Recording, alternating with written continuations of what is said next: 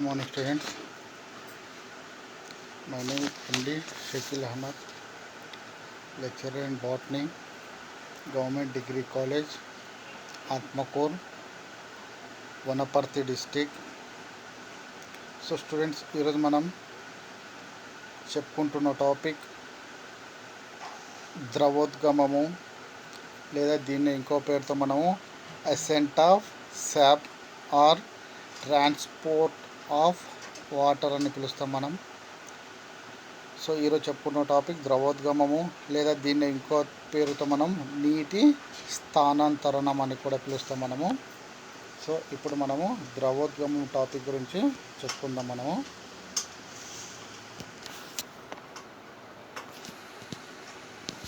Okay, ఇక్కడ చూడండి, ద్రవోద్గమం or ascent of sap. Okay, first ద్రవోద్గమం యొక్క డెఫినేషన్ చూడండి. ఇక్కడ వేరు శోషించిన నీరు కేంద్రీకృతంగా వల్కలం, అంతఃచర్మం మరియు పరిచక్రముల ద్వారా దారుమూలాలకు స్థానాంతరం చెందిన తర్వాత ప్రకాండ వ్యవస్థలోని అన్ని భాగాలకు చేరే విధానాన్ని ద్రవోద్గమము అని అంటారు. సాధారణంగా కూడా మనం ఏమని చెప్పుకుంటాం, మనము వేరు అనేవి నీటిని మరియు ఖనిజ లవణాలను మృతిక నుంచి గ్రహించుకోవడం అనేది జరుగుతుంది. అయితే ఆ గ్రహించిన నీటిని మొక్క యొక్క వివిధ భాగాలకు అందజేయడం అనేది జరుగుతుంది. ఓకే, సో కాబట్టి ద్రవోద్గమం అంటే భూమి ఆకర్షణ శక్తికి వ్యతిరేకంగా భూగర్భ వేరు వ్యవస్థ నుండి ప్రకాండ వ్యవస్థకు జరిగే నీటి ఊర్ధ్వ దిశా చలనాన్నే ద్రవోద్గమము అని అంటారు. ఓకే, ద్రవోద్గమం యొక్క డెఫినేషన్ ఏంటంటే భూమి ఆకర్షణ శక్తికి వ్యతిరేకంగా భూగర్భ వేరు వ్యవస్థ నుంచి, అంటే వేర్లు సాధారణంగా ఎక్కడ ఉంటే భూమి యొక్క లోపలి ప్రదేశంలో ఏర్పడి ఉంటాయి కాబట్టి భూగర్భ వేరు వ్యవస్థ నుంచి వాయుగత ప్రకాండ వ్యవస్థకు జరిగే నీటి ఊర్ధ్వ దిశా చలనాన్నే ద్రవోద్గమము అని అంటారు. అయితే ఈ ద్రవోద్గమం అనేది ముఖ్యంగా ఆవృత బీజాలలో మరియు వివృత బీజాల్లో వేరువేరుగా జరుగుతుంది. అయితే ఈ ఆవృత బీజాల్లో ద్రవోద్గమము అనేది దారు నాళాల ద్వారా జరిగితే, వివృత బీజాలలో మాత్రము ద్రవోద్గమం అనేది దారు కణాల ద్వారా జరుగుతుంది. ఓకే, సాధారణంగా కూడా మనం ఏం చెప్తున్నాము, మొక్కలు నీటిని వేర్ల నుంచి, అంటే వేరు వ్యవస్థ నుంచి మరియు మొక్క యొక్క వివిధ భాగాలకు అందజేయడం అనేది జరుగుతుంది. కాబట్టి గ్రహించిన నీరు, వేర్ల నుంచి గ్రహించిన నీరు అనేది వల్కలం నుంచి అంతఃచర్మ భాగానికి మరియు అంతఃచర్మ భాగం నుంచి పరిచక్రానికి చేరడం అనేది జరుగుతుంది. ఓకే, సో కాబట్టి ఇక్కడ ద్రవోద్గమం అంటే భూగర్భ వేరు వ్యవస్థ నుంచి వాయుగత ప్రకాండ వ్యవస్థకు జరిగే నీటి ఊర్ధ్వ దిశా చలనాన్నే ద్రవోద్గమము అని అంటారు. అంటే ఏంటి ఊర్ధ్వ దిశా చలనం అంటే క్రింది భాగం నుంచి నీరు అనేది పై భాగంలో మొక్క యొక్క అన్ని భాగాలకు కూడా చేరడము, దీన్ని ఏమంటాం మనము ఊర్ధ్వ దిశా చలనం అని అంటారు. అయితే ఈ ద్రవోద్గమం అనేది ముఖ్యంగా ఆవృత బీజాల్లో అయితే దారునాళాల ద్వారా జరిగితే, వివృత బీజాలలో మాత్రము దారు కణాల ద్వారా ద్రవోద్గమము అనేది జరుగుతుంది. ఓకే, సో ఇప్పుడు ద్రవోద్గమాన్ని నిరూపించే ప్రయోగం గురించి మనము వివరిద్దాం మనం. ఓకే, ద్రవోద్గమాన్ని నిరూపించే సిద్ధాంతము. అయితే ఈ ద్రవోద్గమాన్ని నిరూపించే సిద్ధాంతము అనేది సంసంజన తన్యత సిద్ధాంతము. అయితే ఈ సంసంజన తన్యత సిద్ధాంతాన్ని మొట్టమొదటిసారిగా డిక్సన్ మరియు జాలీ అనే ఇద్దరు శాస్త్రజ్ఞులు ప్రతిపాదించారు. చూడండి, ఇక్కడ ద్రవోద్గమము లేదా అసెంట్ ఆఫ్ సాప్ను నిరూపించే సిద్ధాంతాలు ముఖ్యంగా సంసంజన తన్యత సిద్ధాంతము. ఓకే, అయితే ఈ సంసంజన తన్యత సిద్ధాంతాన్ని మొట్టమొదటిసారిగా డిక్సన్ మరియు జాలీ అనే ఇద్దరు శాస్త్రజ్ఞులు ప్రతిపాదించారు. అయితే ఈ డిక్సన్ మరియు జాలీ అనే శాస్త్రజ్ఞులు ప్రతిపాదించిన ఈ సంసంజన తన్యతా సిద్ధాంతాన్ని అనేక మంది శాస్త్రజ్ఞులు ఆమోదించడము అనేది కూడా జరిగినది. అయితే ఈ సంసంజన తన్యతా సిద్ధాంతం అనేది ముఖ్యంగా 3 విషయాలపైన ఆధారపడి ఉంటుంది. ఓకే, ఒకటి చూడండి ఇక్కడ,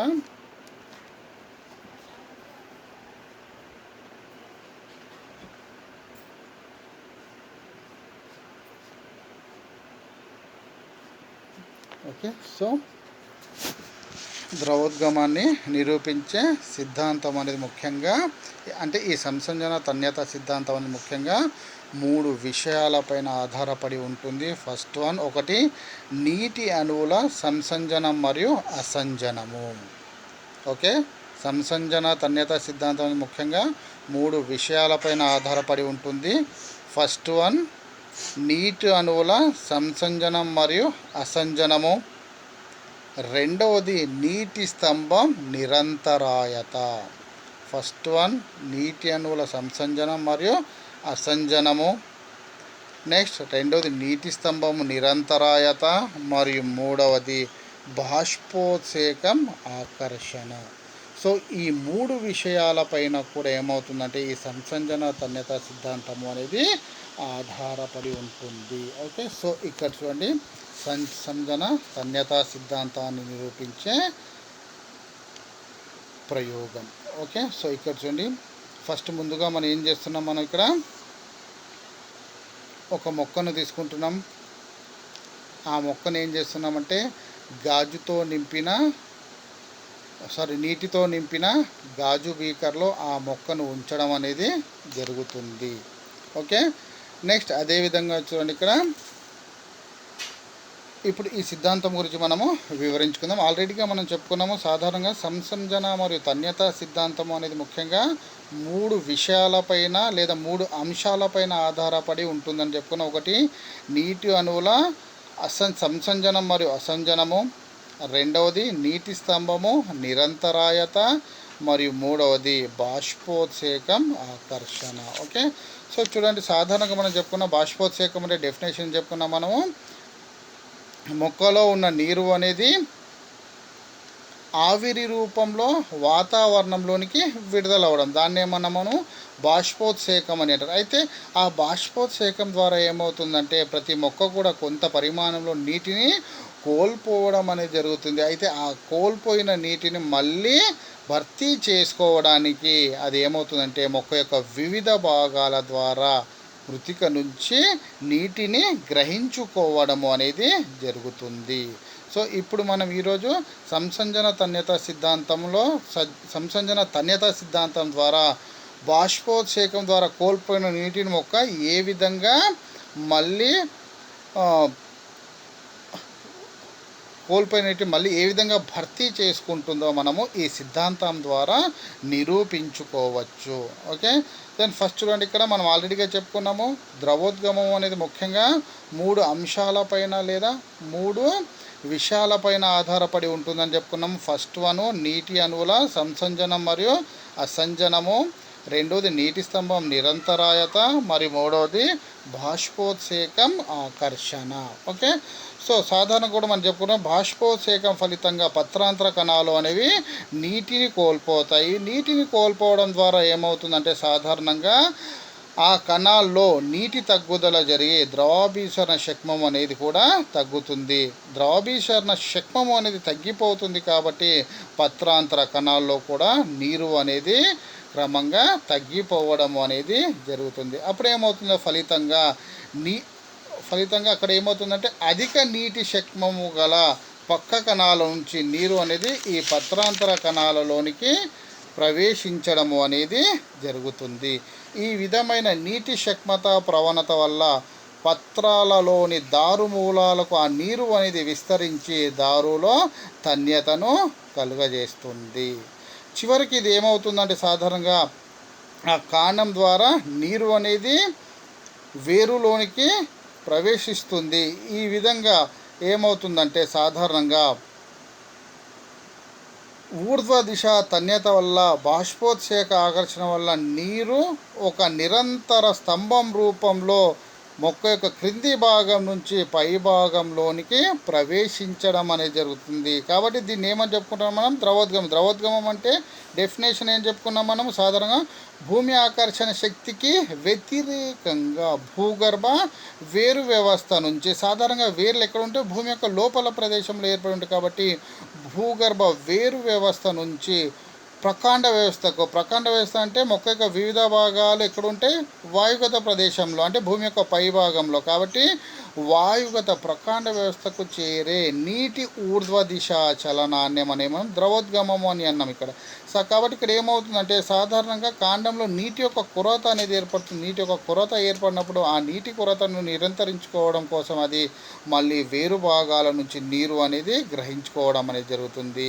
ఆ గ్రహించిన నీరు అనేది వేరు అనేది కాండానికి అందజేస్తుంది. కాండం అనేది మరియు మొక్క యొక్క వివిధ భాగాలకు అందజేయడం అనేది జరుగుతుంది. ఈ విధంగా జరగడం వల్ల ఏమవుతుందంటే ఆ నీటి అణువుల మధ్య ఉన్న సంసంజన బలాలు మరియు నీటి అణువులకు మరియు అదేవిధంగా దారునాళాల యొక్క గోడలకు మధ్య ఉన్న అసంజన బలాలు అనేవి నీటి స్తంభాన్ని ఎడతెగకుండా దారు గోడలకు దూరంగా వెళ్లకుండా చేస్తాయి.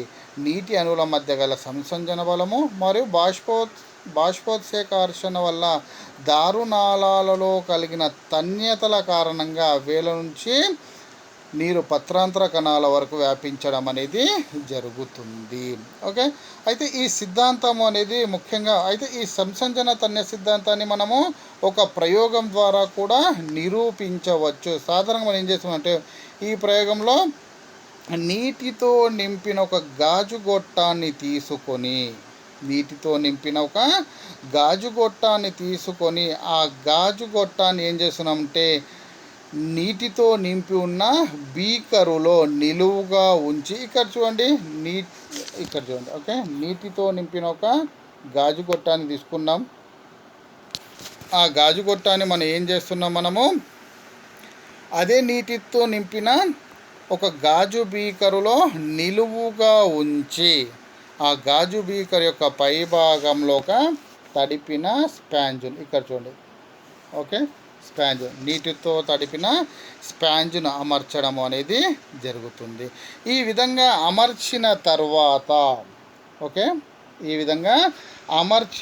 తర్వాత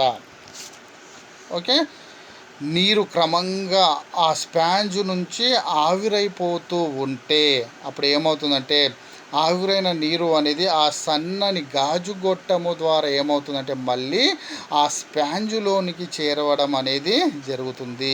ఈ విధానం వల్ల గాజు గొట్టంలో తన్యత ఏర్పడి బీకర్లో ఉన్న నీరు కూడా ఏమవుతుందంటే ఆ గాజు గొట్టంలోనికి చేరడం అనేది జరుగుతుంది. ఇక్కడ చూడండి, మనం ఏం చేస్తున్నామంటే సాధారణంగా ఈ నీటితో నింపి ఉన్న గాజు బీకరును వేరుగాను మరియు గాజు గొట్టాన్ని కాండంగాను ఊహించుకోవాలి. మరియు నీటితో తడిపిన స్పాంజును ఏమంటే పత్రాలుగా భావించాలి.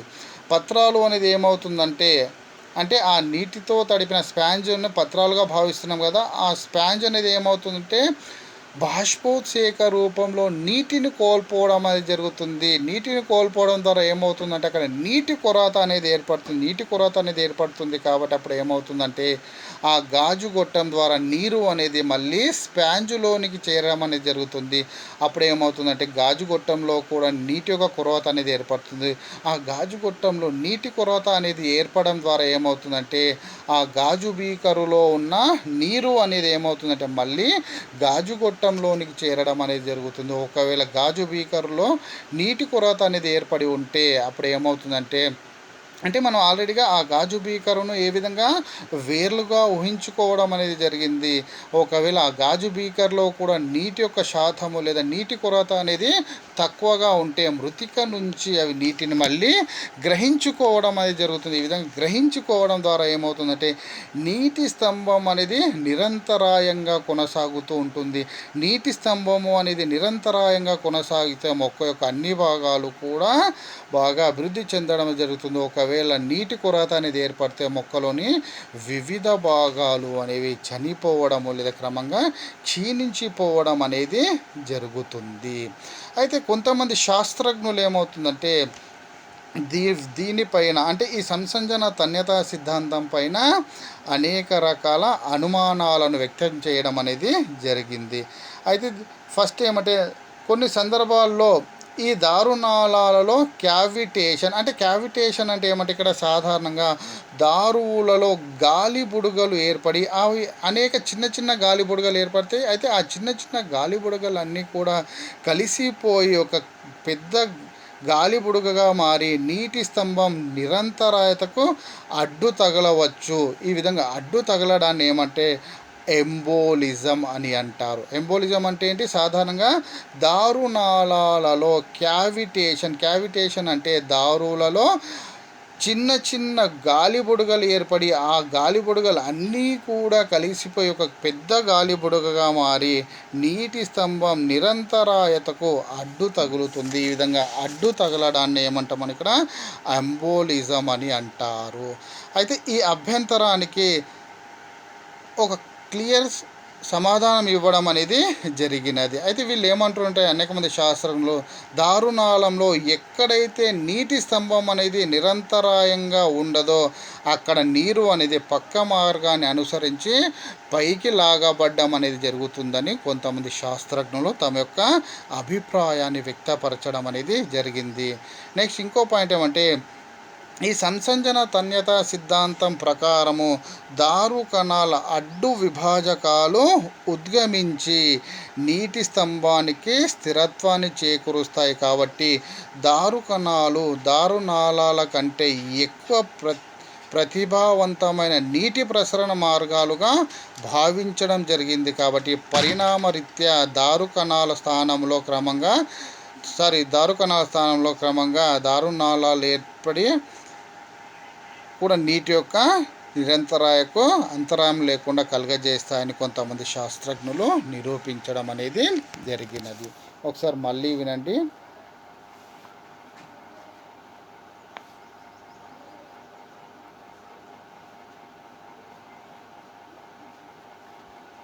ఓకే, ముందుగా మళ్ళీ ద్రవోద్గమం అంటే ఏం చెప్పుకున్నామను? సాధారణంగా భూమి ఆకర్షణ శక్తికి వ్యతిరేకంగా వేరు వ్యవస్థ నుంచి అంటే భూగర్భ వేరు వ్యవస్థ నుంచి వాయుగత ప్రకాండ వ్యవస్థకు జరిగే నీటి ఊర్ధ్వ దిశ చలనాన్నే ద్రవోద్గమము అని అంటారు. అంటే ఏంటి?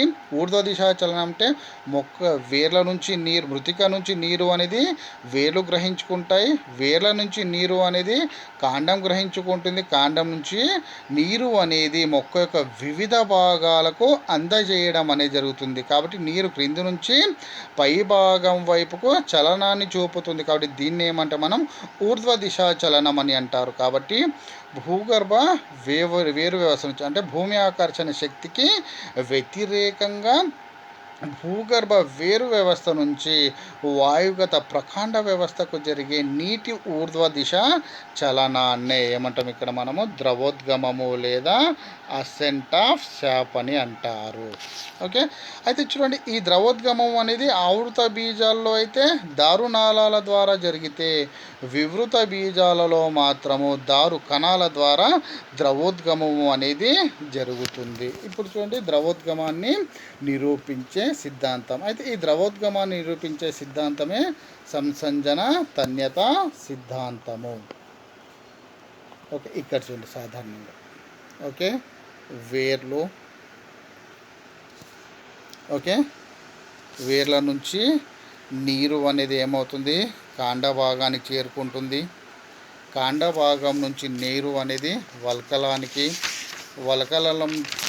నుంచి నీరు అనేది సాధారణంగా అంతఃచర్మ భాగం నుంచి పరిచక్రానికి, ఈ పరిచక్రం నుంచి దారుమూలాలకు చేరుతుంది. అంటే ఈ విధంగా ఏమవుతుంది? నీరు అనేది కేంద్రీకృతంగా ఒక ప్రదేశం నుంచి ఇంకొక ప్రదేశానికి చలనాలను చూపుతుంది. దీన్ని ఏమంటాం మనము? ద్రవోద్గమము అని అంటారు. అయితే ఈ ద్రవోద్గమాన్ని నిరూపించే సిద్ధాంతం ఏదంటే సంసంజన తన్యత సిద్ధాంతము. ఓకే, ఇది సంసంజన తన్యత సిద్ధాంతం. చూడండి ఇక్కడ. ఓకే, ఫస్ట్ ఏం చేస్తున్నాం, మనం ఒక గాజు బీకర్ను తీసుకున్నాం. ఆ గాజు బీకర్లో నీటిని నింపడం అనేది జరిగింది. నెక్స్ట్ అదేవిధంగా ఒక నీటితో నింపిన గాజు గొట్టాన్ని తీసుకున్నాం. ఆ గాజు గొట్టం యొక్క పైభాగంలో నీటితో తడిపిన స్పాంజ్ను ఉంచి ఒక స్టాండ్ సహాయంతో ఒక బల్ల పైన అమర్చడము అనేది జరిగినది. ఓకే, సో ముందుగా ఇక్కడ చూడండి.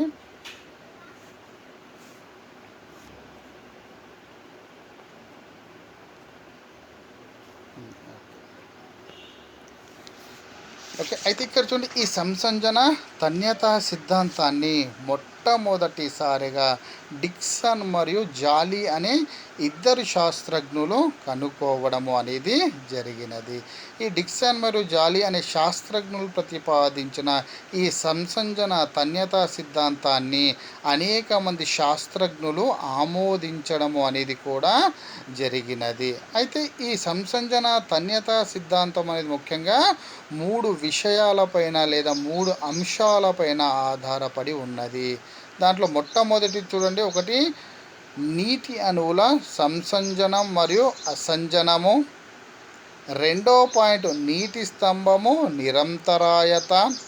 ఫస్ట్ వన్ అయితే నీటి అణువుల సంసంజనము మరియు అసంజనము. రెండవది నీటి స్తంభము నిరంతరాయత. దెన్ మూడవది ఏమంటే బాష్పోత్సేక ఘర్షణ. ఓకే, అంటే ఏమవుతుందంటే ఇక్కడ చూడండి, పత్రాలు అనేవి సాధారణంగా నీటిని బాష్పోత్సేక రూపంలో కోల్పోవడం అనేది జరుగుతుంది. ఓకే, ఈ పత్రాలు అనేవి ఏమవుతుంది, ఇక్కడ నీటిని బాష్పోత్సేక రూపంలో కోల్పోవడం అనేది జరుగుతుంది. అవి కోల్పోవడం ద్వారా ఏమవుతుంటే పత్రాలలో నీటి కొరత అనేది ఏర్పడుతుంది. ఆ పత్రాలలో నీటి కొరత అనేది ఏర్పడ్డప్పుడు ఆ పత్రాలలో ఉన్న నీటి కొరతను భర్తీ చేసుకోవడానికి ఆ పత్రాలు అనేవి ఏమవుతుందంటే కాండభాగం నుంచి నీటిని గ్రహించుకోవడం అనేది జరుగుతుంది. కాండభాగం నుంచి అవి నీటిని గ్రహించుకున్న తర్వాత ఏమవుతుందంటే ఆ కాండంలో కూడా నీటి కొరత అనేది ఏర్పడుతుంది. అంటే నీటి శక్మము అనేది తగ్గుతుంది. నీటి శక్మం అనేది తగ్గడం ద్వారా ఏమవుతుందంటే కాండంలో ఉన్న నీటి కొరతను లేదా నీటి శక్మాన్ని తగ్గించడానికి ఆ కాండం అనేది మళ్ళీ వేర్ల ద్వారా నీటిని గ్రహించుకోవడము అనేది జరుగుతుంది. అంటే ఈ విధంగా ఏమవుతుందంటే వేర్ల నుంచి కాండభాగం నుంచి పత్రాలకు ఏమవుతుందంటే నీరు అనేది నిరంతరంగా సరఫరా చేయడం అనేది జరుగుతుంది, కొనసాగించుకోవడం అనేది జరుగుతుంది, లేదా నిరంతరంగా నీటిని గ్రహించుకోవడం అనేది జరుగుతుంది. కాబట్టి నీటి స్తంభం అనేది నిరంతరాయంగా ఉంటేనే ఏమవుతుందంటే మొక్కలు అనేవి ఆరోగ్యవంతంగా జీవించడం అనేది జరుగుతుంది. ఓకే, సో మళ్ళీ ఇక్కడ వినండి. ఈ సంసంజన తన్యతా సిద్ధాంతాన్ని మొట్టమొదటిసారిగా డిక్సన్ మరియు జాలీ అనే శాస్త్రజ్ఞులు ప్రతిపాదించారు. ఈ సిద్ధాంతాన్ని అనేక మంది శాస్త్రజ్ఞులు ఆమోదించడం అనేది జరిగింది. ఆల్రెడీగా మనం చెప్పుకున్నాం, ఈ సంసంజన తన్యతా సిద్ధాంతం ముఖ్యంగా 3 అంశాలపైన ఆధారపడి ఉంటుందని చెప్పుకున్నాం మనము. ఓకే, ఒకటి నీటి అణువుల సంసంజన అసంజనం, రెండవది నీటి స్తంభం నిరంతరాయత, మూడవది బాష్పోత్సేక ఘర్షణ. ఓకే, సో ఇక్కడ చూడండి, బాష్పోత్సేకం ఫలితంగా పత్రాంతర కణాలు అనేటి నీటిని కోల్పోతాయి. అవి నీటిని కోల్పోతాయి కాబట్టి ఆ పత్రాంతర కణాల్లో ద్రవాభిసరణ శక్మం అనేది తగ్గుతుంది. కాబట్టి క్రమంగా నీటి శక్మం అనేది కూడా తగ్గుతుంది. ఆ నీటి శక్మం అనేది తగ్గడం ద్వారా ఏమవుతుందంటే ఆ నీటి శక్మాన్ని భర్తీ చేసుకోవడానికి ఆ పత్రాలు అనే పక్క కణాల నుంచి నీటిని గ్రహించుకోవడము అనేది జరుగుతుంది. పక్క కణాల నుంచి నీటిని గ్రహించుకోవడం ద్వారా ఏమవుతుందంటే అక్కడ అవి నీటి శక్మం అనే క్రమంగా అంటే నీటి శక్మాన్ని తట్టుకోవడం అనేది జరుగుతుంది. ఓకే, సో ఒకవేళ పత్రాంతర కణాల్లో నీటి శక్మం అనేది తగ్గితే అవి కాండభాగం నుంచి నీటిని గ్రహించుకుంటాయి. ఒకవేళ కాండభాగంలో కూడా ద్రవాభిసరణ శక్మం మరియు ద్రవాభిసరణ శక్మంతో పాటు నీటి శక్మం తగ్గడం ద్వారా ఏమవుతుందంటే మళ్ళీ అవి వేరు భాగం నుంచి నీటిని గ్రహించుకోవడం జరుగుతుంది. ఈ విధంగా వేరు భాగం నుంచి నీటిని గ్రహించుకోవడం ద్వారా ఏమవుతుందంటే నీటి స్తంభం అనేది నిరంతరాయంగా క్రింది భాగం నుంచి పై భాగంలోనికి నీటి యొక్క సరఫరా అనేది జరుగుతూనే ఉంటుంది.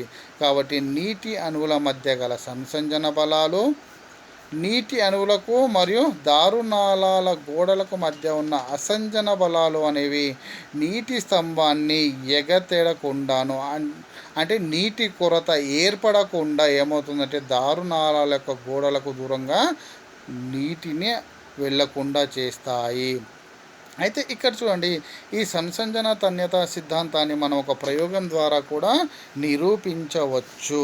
ఓకే, ఫస్ట్ మనం ఏం చేస్తున్నామంటే నీటితో నింపిన ఒక గాజు బీకరును తీసుకొని, ఇక్కడ చూడండి, ఓకే, నీటితో నింపిన ఒక గాజు బీకరును తీసుకొని, ఓకే, నెక్స్ట్ ఏమంటే ఆ గాజు బీకర్ యొక్క లోపలి ప్రదేశంలో నీటితో నింపిన గాజు గొట్టాన్ని మరియు ఆ గాజు గొట్టాన్ని ఉంచి ఆ గాజు గొట్టం యొక్క పై భాగంలో నీటితో తడిపిన స్పాంజును ఉంచి, ఓకే, ఒక స్టాండు సహాయంతో ఈ ప్రయోగాన్నంతా కూడా ఒక బల్ల పైన లేదా ఒక టేబుల్ పైన అమర్చడము అనేది జరుగుతుంది.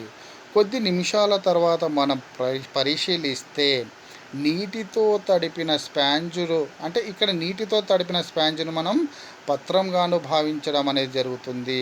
మరియు నీటితో నిండిన గాజు గొట్టాన్ని మనం కాండంగాను మరియు నీటితో నింపిన బీకరును మనము వేర్లుగాను భావిస్తే ఆ నీటితో తడిపిన స్పాంజు నుంచి నీరు అనేది ఆవిరి రూపంలో బాష్పోసేకం ద్వారా వాతావరణంలోనికి విడుదలవుతుంది. విడుదలవడం ద్వారా ఏమవుతుందంటే ఆ స్పాంజ్లో నీటి శక్మం అనేది తగ్గుతుంది. నీటి శక్మం అనేది తగ్గడం ద్వారా ఏమవుతుందంటే అవి ఆ నీటి శక్మాన్ని తగ్గించుకోవడానికి అది నీటితో నింపిన గాజు గొట్టం ద్వారా కొంత నీటిని అవి గ్రహించుకోవడం అనేది జరుగుతుంది.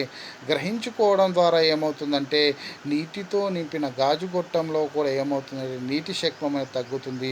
ఆ నీటితో నింపిన గాజు గొట్టంలో కూడా నీటి శక్మము అనేది తగ్గడం ద్వారా ఏమవుతుందంటే ఆ నీటితో నింపిన గాజు బీకర్ నుంచి ఆ గాజు గొట్టము అనేది నీటిని గ్రహించుకోవడం అనేది జరుగుతుంది. ఈ విధంగా నీటిని గ్రహించుకోవడం అనేది నీటి స్తంభం అనేది నిరంతరాయంగా కొనసాగుతూ ఉంటుంది. నిరంతరంగా కొనసాగుతూ ఉండి నీరు అనేది క్రింది ప్రదేశం నుంచి అంటే వేరు నుంచి కాండానికి, కాండు నుంచి పత్రాలకు చేరడం అనేది జరుగుతుంది. దీన్ని ఏమంటామో ఊర్ధ్వ దిశ చలనము అని అంటారు. అయితే ఇక్కడ చూడండి, కొంతమంది శాస్త్రజ్ఞులు ఏమంటే ఈ సిద్ధాంతాన్ని వ్యతిరేకించడము అంటే కొన్ని రకాల అభ్యంతరాలను కూడా వ్యక్తపరచడం అనేది జరిగినది. అయితే వాటిలో ముఖ్యమైన పాయింట్ ఏమంటే కొంతమంది శాస్త్రజ్ఞులు ఏమంటారంటే దారునాళాలలో క్యావిటేషన్ అంటే దారువులలో గాలి బుడగలు ఏర్పడి అంటే అనేక చిన్న చిన్న గాలి బుడగలు ఏర్పడతాయని చెప్తున్నారు వాళ్ళు. అయితే ఆ చిన్న చిన్న గాలి బుడగలు అన్నీ కూడా కలిసిపోయి ఒక పెద్ద గాలి బుడగగా మారి నీటి స్తంభం యొక్క నిరంతరాయతకు అడ్డు తగులుతుంది అని కొంతమంది శాస్త్రజ్ఞులు పేర్కొంటుండ్రు. ఆ విధంగా అడ్డు తగలడాన్ని ఎంబోలిజం అని అంటారు. అయితే కొంతమంది శాస్త్రజ్ఞులు ఏమంటారు అంటే దారునాళాల్లో ఎక్కడైతే నీటి స్తంభం అనేది నిరంతరాయంగా ఉండదో అంటే నీటి స్తంభానికి ఎక్కడైనా అంతరాయం అనేది కలుగుతుందో అప్పుడు ఏమవుతుందంటే ఆ నీరు అనేది దారునాళాల్లో పక్క మార్గాన్ని అనుసరించి మొక్క యొక్క వివిధ భాగాలకు లేదా నీరు అనేది పైకి లాగబడ్డం జరుగుతుంది అని కొంతమంది శాస్త్రజ్ఞులు పేర్కొనడం అనేది జరుగుతుంది. ఓకే, దెన్ నెక్స్ట్ చూడండి, రెండో పాయింట్ ఏమంటే ఈ సంసంజన తన్యత సిద్ధాంతం ప్రకారము దారు కణాల యొక్క అడ్డు విభాజకాలు ఉద్యమించి నీటి స్తంభానికి స్థిరత్వాన్ని చేకూరుస్తాయి. కాబట్టి దారు కణాలు దారునాళాల కంటే ఎక్కువ ప్రతిభావంతమైన నీటి ప్రసరణ మార్గాలుగా వీటిని భావించడము జరిగినది. కాబట్టి పరిణామరీత్యా దారు కణాల స్థానంలో క్రమంగా దారుణాల స్థానంలో క్రమంగా దారు కణాలు ఏర్పడితే ఈ సిద్ధాంతానికి బలం అనేది చేకూరడం జరగదు అని కొంతమంది శాస్త్రజ్ఞులు పేర్కొనడం అనేది జరిగినది. ఇక్కడ చూడండి, సాధారణంగా ఈ సిద్ధాంతం యొక్క ముఖ్యమైన ఉద్దేశం అంటే నీరు అనేవి ఏ విధంగా ఆవిరి రూపంలో నీటిని కోల్పోతాయో మరియు ఆవిరి రూపంలో కోల్పోయిన నీరు అనేది మళ్ళీ ఏ విధంగా ఏ భాగం నుంచి భర్తీ చేసుకుంటుందో దీన్ని నిరూపించే సిద్ధాంతమే ఈ సంసంజన తన్యత సిద్ధాంతము. చూడండి, నిన్నటి క్లాస్లో మనం ఆల్రెడీగా బాష్పోత్సేకం గురించి చెప్పుకోవడం అనేది జరిగింది. ఈరోజు ద్రవోద్గమం. బాష్పోత్సేకం అంటే ఏం చెప్పుకున్నాం మనము. అదేవిధంగా బాష్పోత్సేకం అంటే మొక్క తమ యొక్క వాయుగత భాగాల నుంచి నీటిని ఆవిరి రూపంలో కోల్పోవడము, దీన్ని ఏమని చెప్పుకున్నాం మనము, బాష్పోత్సేకం అని అంటారు. అయితే ఈ బాష్పోత్సేకం అనేది ముఖ్యంగా 3 రకాలుగా జరుగుతుందని మనము నిన్నటి క్లాస్లో చెప్పుకోవడం అనేది జరిగింది. సాధారణంగా మొక్కల్లో బాష్పోత్సేకం అనేది 3 రకాలుగా జరుగుతుంది. దాంట్లో ఫస్ట్ వన్ పత్రరంధ్ర బాష్పోత్సేకము. అంటే మొక్క యొక్క బాహ్య చర్మంలో ఉండే పత్రరంధ్రాల ద్వారా జరిగే బాష్పోత్సేకాన్నే పత్రరంధ్ర బాష్పోత్సేకం అని అంటారు. అయితే సాధారణంగా ప్రతి మొక్కలో కూడా ఈ పత్రరంధ్ర బాష్పోత్సేకమే చాలా ఎక్కువగా జరుగుతుంది. అంటే దాదాపుగా ప్రతి మొక్కలో కూడా 90% వరకు కూడా ఈ పత్రరంధ్ర బాష్పోత్సేకమే జరుగుతుంది. రెండో బాష్పోత్సేకం ఏం చెప్తాం మనము, అవభాసిని బాష్పోత్సేకం. అవభాసిని అనేది ఎక్కడ ఉంటుంది, మొక్క యొక్క బాహ్య చర్మం పైన. కాబట్టి మొక్క యొక్క వాయుగత భాగాల బాహ్య చర్మం పైన ఉండే క్యూటిన్ పొరను ఏమంటాం మనం, అవభాసిని అని అంటారు. అయితే ఆ బాహ్య చర్మం పైన ఉండే అవభాసిని ద్వారా జరిగే బాష్పోత్సేకాన్ని అవభాసిని బాష్పోత్సేకం అని అంటారు. అయితే ఈ అవభాసిని బాష్పోత్సేకము అనేది మొక్కల్లో కొద్ది మొత్తంలో వరకు మాత్రమే జరుగుతుంది. అంటే 5 నుంచి 10% వరకు మాత్రమే అవభాసిని బాష్పోత్సేకము అనేది జరుగుతుంది. మూడవ రకమైన బాష్పోత్సేకమే వాయురంధ్ర బాష్పోత్సేకం. అయితే ఈ వాయురంధ్రాలు అంటే మొక్కల్లో ఎక్కువగా ఎక్కడ ఏర్పడతాయి, ఈ కాండాల్లో ద్వితీయ వృద్ధి జరిగిన తర్వాత ఆ కాండం యొక్క పై భాగంలో అనేక వాయురంధ్రాలు ఏర్పడతాయి. అయితే ఆ వాయురంధ్రాల ద్వారా జరిగే బాష్పోత్సేకాన్ని వాయురంధ్ర బాష్పోత్సేకం అని అంటారు. అయితే ప్రతి మొక్కలో కూడా ఈ రకమైన బాష్పోత్సేకం అంటే వాయురంధ్ర బాష్పోత్సేకం అనేది చాలా తక్కువగా జరుగుతుంది. అంటే కేవలం 1 నుంచి 2% వరకు మాత్రమే వాయురంధ్ర బాష్పోత్సేకము అనేది జరుగుతుంది. కాబట్టి ఇక్కడ మొక్కల్లో బాష్పోత్సేకం అనేది ముఖ్యంగా 3 రకాలుగా జరుగుతాయి. ఒకటి పత్రరంధ్ర బాష్పోత్సేకము, రెండవది అవభాసిని బాష్పోత్సేకము, మూడవది వాయురంధ్ర బాష్పోత్సేకము. అయితే ఈ 3 రకాల బాష్పోత్సేకాలలో కూడా ఈ పత్రరంధ్ర బాష్పోత్సేకమే మొక్కల్లో చాలా ఎక్కువగా జరుగుతుంది. ఓకే, సో మన బాష్పోత్సేకం గురించి ఇప్పుడు ఎందుకు చెప్పుకున్నాం అంటే, బాష్పోత్సేకం ద్వారా మొక్కలు కోల్పోయిన నీటిని ఈ ద్రవోద్గమము అనే ప్రక్రియ ద్వారా ఏమవుతుందంటే మళ్ళీ ఆ మొక్క యొక్క వేరే భాగం నుంచి ఆ నీటిని గ్రహించుకోవడం అనేది జరుగుతుంది. సో కాబట్టి ఈ ద్రవోద్గమాన్ని నిరూపించే సిద్ధాంతం మరియు ద్రవోద్గమం అనగానేమి అనేది మనం క్లియర్గా చెప్పుకోవడం అనేది జరిగినది. ఓకే, సో ఇక్కడ మళ్ళీ ఒక్కసారి ఈ ద్రవోద్గమం యొక్క డెఫినేషన్ వినండి. ఓకే, ద్రవోద్గమం అంటే ఏం చెప్పుకున్నాం మనము, భూమి ఆకర్షణ శక్తికి వ్యతిరేకంగా భూగర్భ వేరు వ్యవస్థ నుంచి భూమి ఆకర్షణ శక్తికి వ్యతిరేకంగా భూగర్భ వేరు వ్యవస్థ నుంచి వాయుగత ప్రకాండ వ్యవస్థకు జరిగే నీటి ఊర్ధ్వ ద్విషాచలనాన్ని ద్రవోద్గమము లేదా అసెంట్ ఆఫ్ శాప్ అని అంటారు. ఓకే, సో అయితే ఇక్కడ చూడండి, ఈ సిద్ధాంతం అంటే ఈ ద్రవోద్గమం యొక్క ముఖ్యమైన ఉద్దేశం ఏమంటే, పత్రాలలో నీటి శక్మము తగ్గితే కాండం ద్వారా పత్రాలు నీటిని గ్రహించుకొని ఆ నీటి శక్మాన్ని తగ్గించుకోవడం అనేది జరుగుతుంది. నీటి శక్మం యొక్క కొరతను తగ్గించుకోవడం అనేది జరుగుతుంది.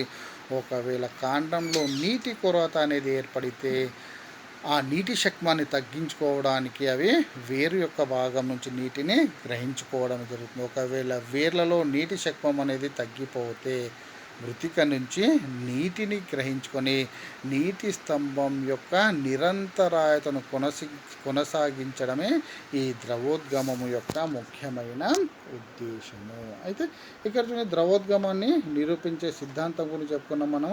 ద్రవోద్గమాన్ని నిరూపించే సిద్ధాంతంలో అతి ముఖ్యమైన సిద్ధాంతం ఏది అంటే సంసంజన తన్యత సిద్ధాంతము. అయితే ఈ సంసంజన తన్యత సిద్ధాంతాన్ని మొట్టమొదటిసారిగా డిక్సన్ మరియు జాలీ అనే శాస్త్రజ్ఞులు కనుక్కోవడము అనేది జరిగినది. ఓకే, అయితే ఈ డిక్సన్ మరియు జాలీ అనే శాస్త్రజ్ఞులు ప్రతిపాదించిన సంసంజన తన్యతా సిద్ధాంతాన్ని అనేక మంది శాస్త్రజ్ఞులు ఆమోదించడం అనేది కూడా జరిగినది. ఆల్రెడీగా మనము సంసంజన తన్యతా సిద్ధాంతం గురించి చెప్పుకోవడం అనేది జరిగింది. అయితే ఈ సంసంజన తన్యతా సిద్ధాంతం ముఖ్యంగా 3 అంశాలపైన ఆధారపడి ఉంటుంది. ఆల్రెడీగా మనం చెప్పుకున్న ఒకటి నీటి అణువుల యొక్క సంసంజనం మరియు అసంజనము.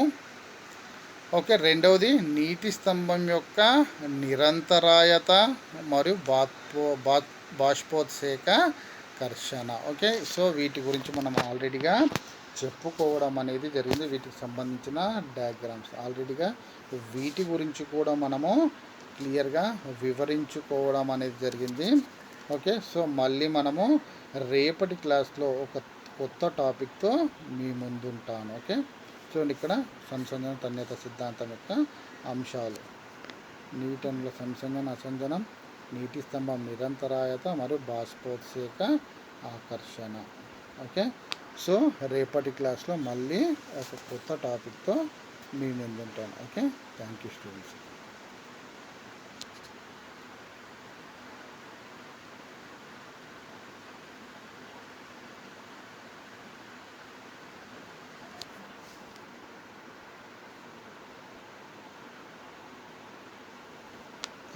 Thank you very much.